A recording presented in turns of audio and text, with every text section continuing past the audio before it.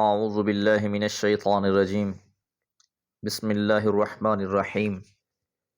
وَلَقَدِ اسْتُهْزِئَ بِرُسُلٍ مِّن قَبْلِكَ فَحَاقَ بِالَّذِي سَخِرُوا مِنْهُمْ مَا كَانُوا بِهِ يَسْتَهْزِئُونَ قُلْ مَنْ يَكْلَؤُكُمْ بِاللَّيْلِ وَالنَّهَارِ مِنَ الرَّحْمَنِ بَلْ هُمْ عَنْ ذِكْرِ رَبِّهِمْ مُعْرِضُونَ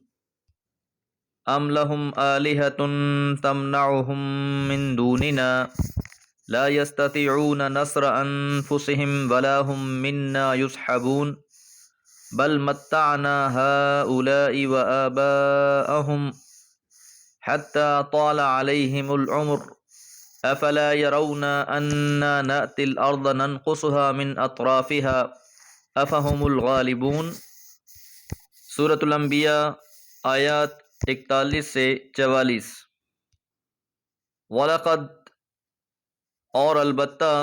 استہزیٰ مذاق اڑایا گیا برسل رسولوں کا من قبل کا آپ سے پہلے بھی۔ نبی کریم صلی اللہ علیہ وسلم کے مخالفین نے جو طوفان بدتمیزی برپا کر رکھا تھا، جس کی منظر کشی پچھلی آیات میں ہو چکی ہے، ان حالات میں آپ کو تسلی دی گئی کہ آپ سے پہلے بھی جو پیغمبر آئے ان کے ساتھ بھی ایسا ہی معاملہ ہوا، لیکن یہ معاملہ زیادہ دیر چلا نہیں، بلکہ فحاقہ پس گھیر لیا بالذین سخروا ان لوگوں کو جو مذاق اڑانے والے تھے، منہم ان میں سے، ما کانوا بہ یستہزئون جس چیز کے ذریعے وہ مذاق اڑاتے تھے۔ تو یہاں آپ کو ایک تاریخی حوالہ دیا جا رہا ہے کہ رسولوں کا جن باتوں پر وہ مذاق اڑایا کرتے تھے، خاص طور پر عذاب کے حوالے سے،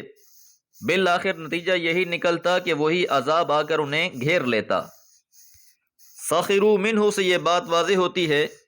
کہ رسولوں کی تکذیب کرنے والے، ان کو جھٹلانے والی قوموں پر جو فیصلہ کن عذاب آتا ہے، اس میں وہی لوگ ہلاک ہوتے ہیں جو اپنی تکذیب پر اڑے رہتے ہیں۔ قل کہہ دیجئے، من یکلؤکم کون تمہاری حفاظت کرتا ہے، باللیل والنہار رات میں بھی اور دن میں بھی، من الرحمن رحمان سے۔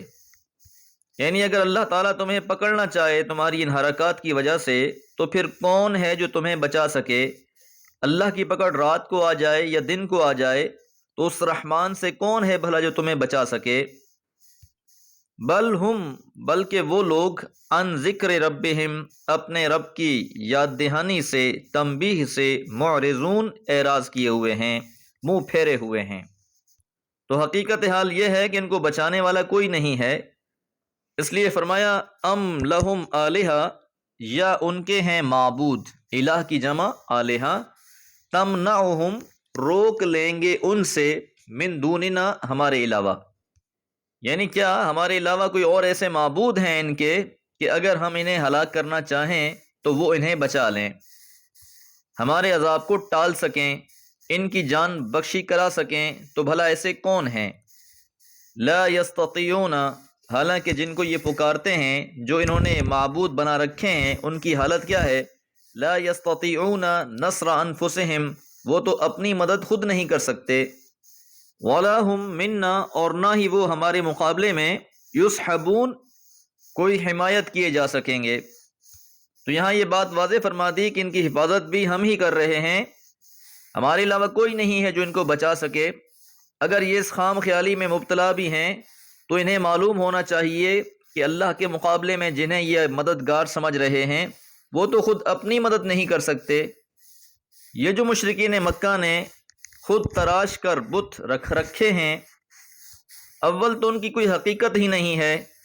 دوم یہ کہ اگر ان پر اللہ کی پکڑ آ جائے تو وہ ان کی کوئی مدد بھی نہیں کر سکتے۔ اب آیت نمبر 44 میں اللہ تعالیٰ اصل حقیقت بیان فرماتے ہیں کہ اصل وجہ کیا ہے۔ وجہ یہ ہے بل متعنا ہؤلاء بلکہ ہم نے مال و متاع دے دیا ہے انہیں، وآباءہم اور ان کے باپ دادا کو بھی، حتی طال علیہم العمر یہاں تک کہ اسی حال میں ان کی ایک طویل مدت گزر گئی۔ تو ان کے اصل تکبر کی وجہ بیان فرمائی، اس سے پردہ ہٹایا کہ جو انہیں ایک طویل عرصے سے اللہ تعالیٰ کی نعمتیں ملی ہوئی ہیں، یہ بیت اللہ کے متولی بنے ہوئے ہیں، باقی دور دراز کے سبھی لوگ ان کی عزت کرتے ہیں، تو یہ جو ایک طویل عرصے سے اللہ کی ان کو نعمتیں حاصل ہیں، ان نعمتوں کی وجہ سے یہ لوگ انکاری ہوئے بیٹھے ہیں، تو مکہ کی جو ان کو سیادت اور قیادت ملی ہوئی ہے یہ اس کو چھوڑنا نہیں چاہتے۔ اب آگے اللہ فرماتے ہیں کہ یہ بھی کوئی زیادہ عرصے رہنے والی نہیں ہے۔